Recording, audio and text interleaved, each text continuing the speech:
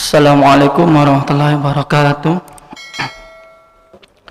Alhamdulillah, innal hamdalillah nahmaduhu wa nasta'inuhu wa nastaghfiruh wa a'udzu billahi minasyaitonir rajim. Bismillahirrahmanirrahim. Ittaqullaha haqqa tuqatih wa la tamutunna illa wa antum.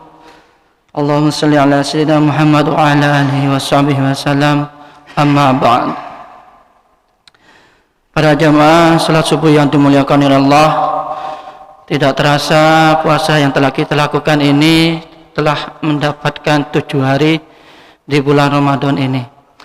Mudah-mudahan Allah Ta'ala memberikan rahmat, maghfirahnya dan juga serta naungannya, lindungannya kepada kita semua.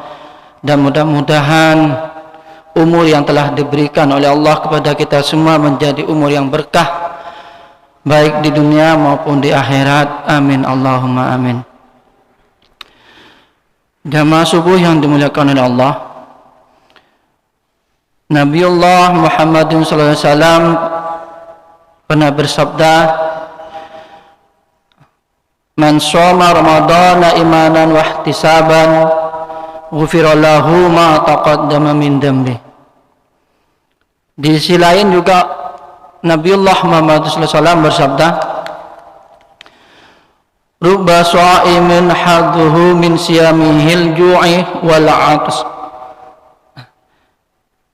Di dalam 2 hadis ini, yang pertama Rasulullah mengatakan, barang siapa yang berpuasa dengan rasa keimanan, wahtisaban, dan juga dengan mengharapkan pahala dari Allah, ghufira lahu, maka akan diampunilah ma taqaddamah, apa yang terdahulu, min dzambih, dari dosa-dosa kita. Namun di sisi lain juga Rasulullah bersabda, beliau juga mengatakan, berapa banyak orang yang berpuasa, rubba sha'imun hadduhu min diyamihil ju'i wal as, tetapi di dalam puasanya dia hanya mendapatkan rasa lapar dan dahaga. 2 hadis ini saling berkaitan. Yang pertama adalah untuk menyemangati kita dalam berpuasa, agar puasa kita yang kita laksanakan ini menjadi keimanan kita, dan juga apa yang kita lakukan semata-mata hanya mengharap Allah. Sedangkan hadis yang satu itu adalah untuk memberikan nasihat, kehati-hatian kita, agar puasa yang kita lakukan ini menjadi puasa yang tidak sia-sia, atau bahkan bisa dikatakan apa yang selama kita lakukan ini hanya sekedar mendapat rasa lapar dan dahaga saja. Nah, jamaah salat subuh dimuliakan oleh Allah, jika kita benar-benar berpuasa karena iman, kepercayaan kita kepada Allah, dan apa yang kita lakukan selama bulan Ramadan ini, setiap perbuatan yang kita lakukan, entah ucapan atau tingkah laku kita, benar-benar menambah rasa iman kita dan juga benar-benar mengharapkan pahala dari Allah, maka yang kita dapatkan adalah dosa-dosa kita yang terdahulu akan diampuni. Dosa di sini adalah dosa-dosa yang mungkin tidak sampai menyebabkan kesyirikan dari kita. Kalau sudah syirik, maka tidak ada ampunan dari Allah. Nah, jadi dalam puasa ini kita sendiri yang akan menunjukkan apakah kita termasuk dari orang-orang yang berpuasa yang mendapatkan ghufirallahu taqaddama min dzambi, atau kita ini mendapatkan hanya al-ju' wal 'atas, lapar dan dahaga. Maka sebaiknya kita harus mengetahui apa yang harus kita lakukan agar puasa kita ini tidak batal. Ya, batal secara zahir, yaitu memang kita niat tidak puasa, makan minum dengan sengaja,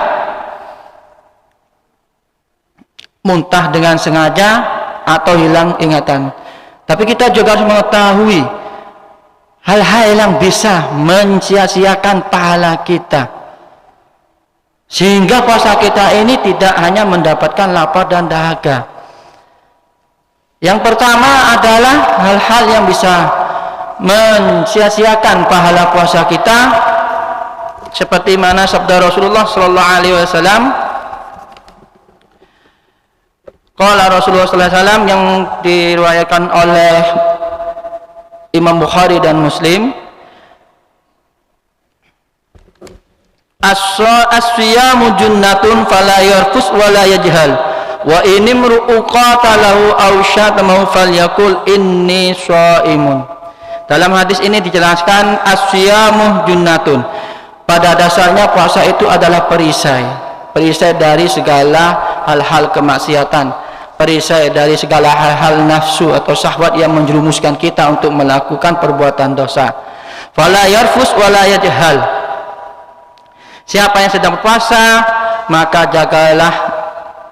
janganlah berkata keji. Yang pertama, kita jangan sampai mengatakan perkataan yang kotor, entah itu pada teman kita, tetangga kita, atau bahkan melebih kepada orang tua kita atau orang yang lebih dewasa kita. Jagalah perkataan ini, jangan sampai perkataan yang kita timbulkan menjadikan perkataan yang menyakiti hati seorang. Kalau sudah menyakiti hati seorang, maka itu sudah termasuk dari perkataan yang keji, walaupun tidak sampai membentak. Nah, jika sudah termasuk menyakiti dari hati orang lain, maka itu sudah menjadi perkataan kotor. Di sini kita akan mencia-siakan pahala puasa kita di dalam bulan Ramadan ini. Yang kedua adalah wa inimru qatalahu aw syatamu falyakul inni shaimun. Dan apabila ada seorang yang mengajak kita untuk bertengkar, maka katakanlah aku sedang berpuasa. Yang kedua, jangan sampai kita bertengkar ya dengan tetangga kita atau dengan siapapun. Jagalah seemosi-emosinya kita, jangan sampai kita merusak silaturahim dengan saudara kita yang seiman. Selanjutnya, hal-hal yang bisa membuat puasa kita menjadi sia-sia,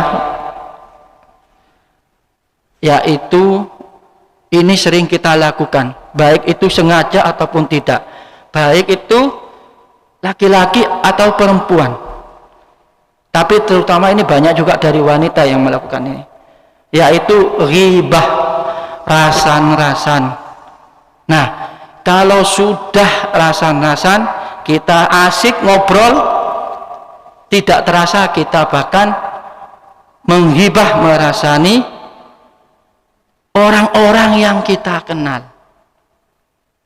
Nah, ini kadang kita muncul nggak sadar, kita ngobrol asik, ternyata wah, ini masa pandemi, tetangga kita ini loh kok malah beli mobil, beli sepeda motor, dapat dari mana uang?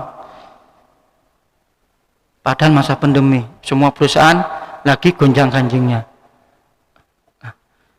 Ada tetangga kita rajin ke masjid, sholat jamaah, ikutan juga dirasani.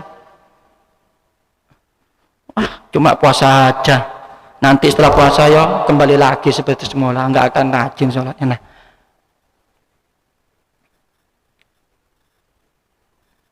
Nah, kalau kita tahu bagaimana bahayanya menghibah, itu ibaratkan, apa kata firman Allah, itu seperti memakan daging saudara kita yang telah meninggal. Ya.